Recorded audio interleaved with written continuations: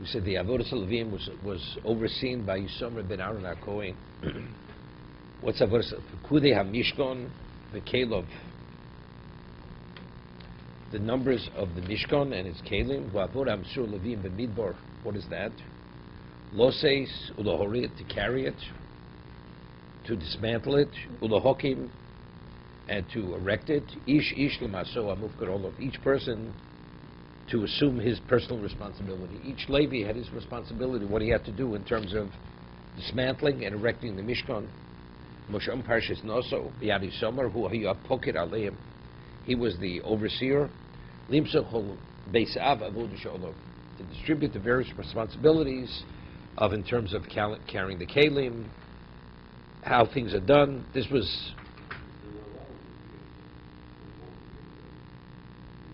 So therefore what? Not everybody had. There was enough. Firstly, he says, Limso Chobesav Avod Sholov. Evidently, there was enough. You know, they would crush him. I mean, Ubetzalel ben Uri ben Chulamat Yehuda Osa is Kol Hashetziv Hashem es Moshe. He had done all that Hashem had commanded. Hashem had commanded as Moshe.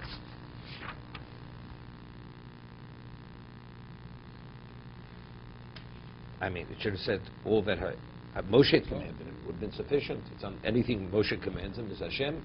It's all synonymous. But here the Torah goes out of its way. Ashetziva Hashem es Moshe. Ashetziva osa Moshe in Ksiv kan elo kol Ashetziva Hashem es Moshe. Fil dvorim shalomo lo rabo. Even though Moshe did not specifically order him this, hiskimo dato l'mashe nemar l'Moshe b'Sinai, but he was able to come upon what Hashem actually said to Moshe at Sinai. Ki Moshe tzivu l'betzal lasos tchila kelim v'akach mishkan. He initially told him to make the kelim, then the mishkan. Omlo betzalel minig ha'olam lasos tchila bais v'akach mesim kelim zocho. He says, first you build a structure, then you have a location to store the vessels, then you put the vessels into it.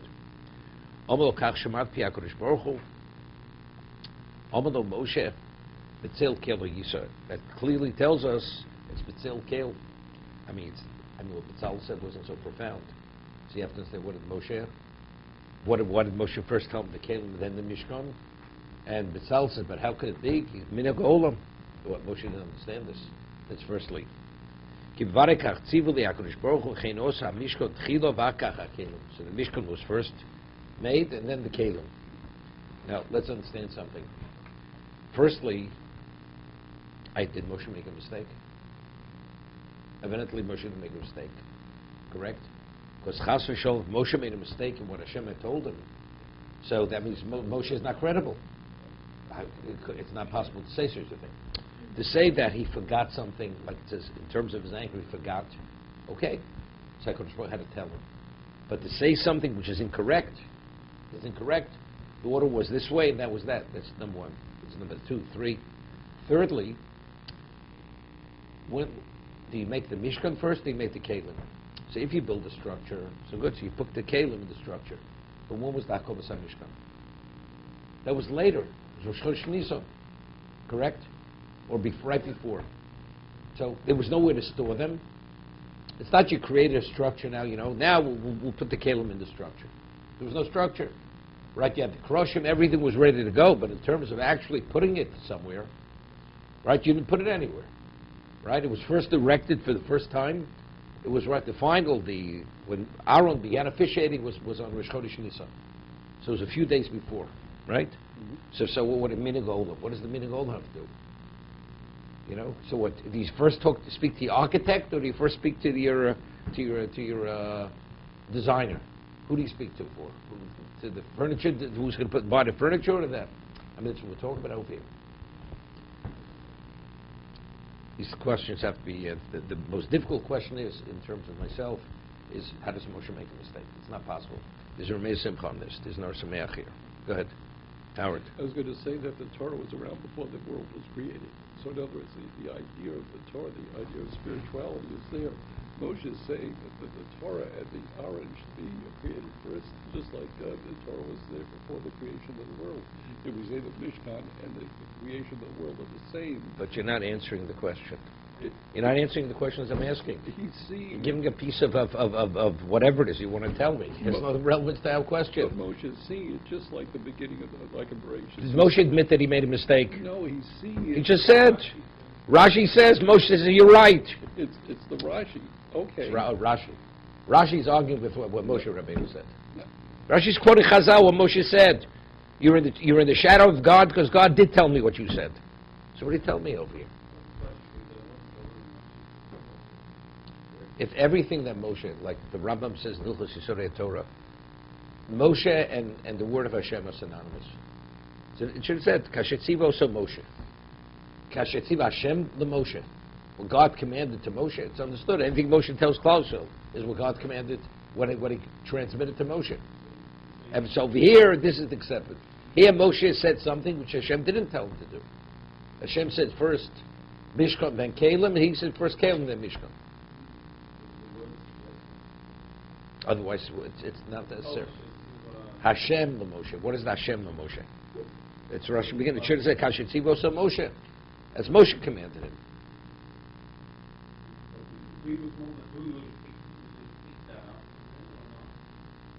Tziv Hashem is Moshe. That would have been enough. What we would have thought it wasn't Hashem. But ultimately, Moshe gets a Yashikor. So I think what he does, it has to... We're not talking about the Yashikoach. But I'm saying it. You're saying there's a stira here. There's a problem. I'm not asking you there's a stira. There's no contradictions. Well, my question is not a contradiction. No, it's for Moshe, the way it's coming out. Moshe's either right or wrong. If he's wrong, then everything else he says could be wrong, too. That's the difficulty. Yeah. So I'm trying to come up with a scenario.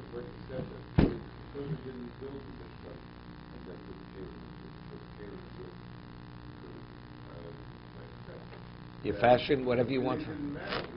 That's right, exactly. That's because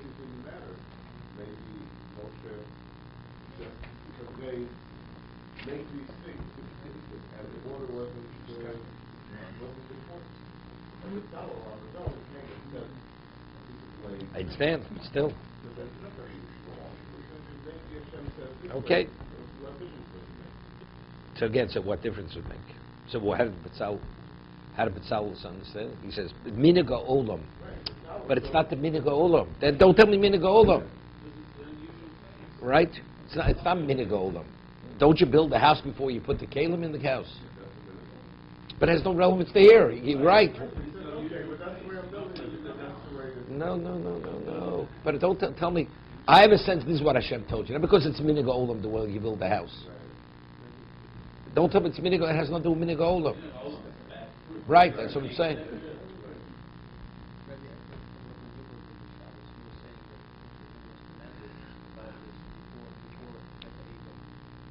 So then afterwards...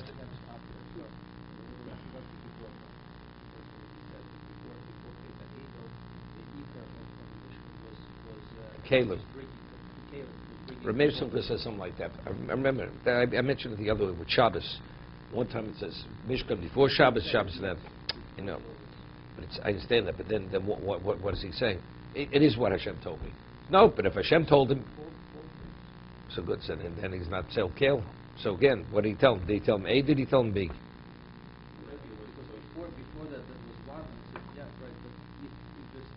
I have to see Rameir Simcha. I told Rameir Simcha speaks about this. It's Gemara Brachos. Gemara Brachos over here.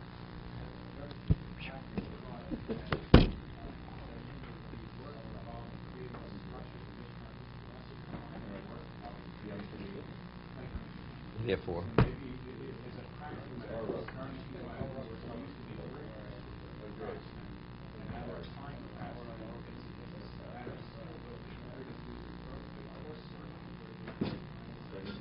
first it was very fine work also.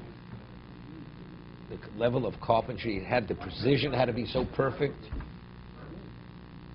and also it was all Hashem endowed them with the chokhmah. It had nothing to do how fine it was. It was all a miracle. Everything was a miracle.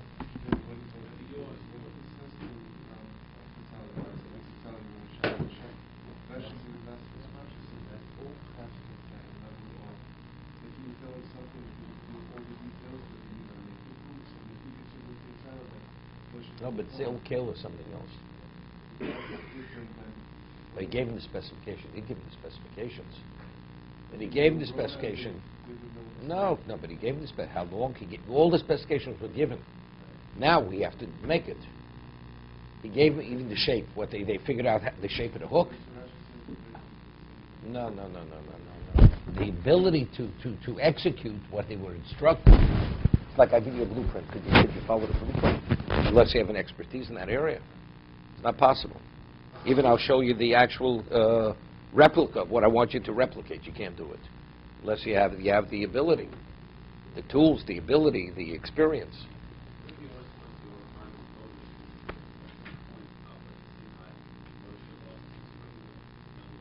No, Rameir Simcha, not Rameir Simcha, beginning of Shmos, yeah. But he didn't have free will in terms of denying God's existence. Denying God's existence. No. Here it's a mistake. He made a mistake. No, there it's to choose to be a heretic. Because if the basis for Torah is Moshe Tzivah Lanu Moshe, Torah Tzivah Lanu Moshe, so if he denies God, there's no basis for Torah any longer. That's Rameir Simcha. He's speaking about.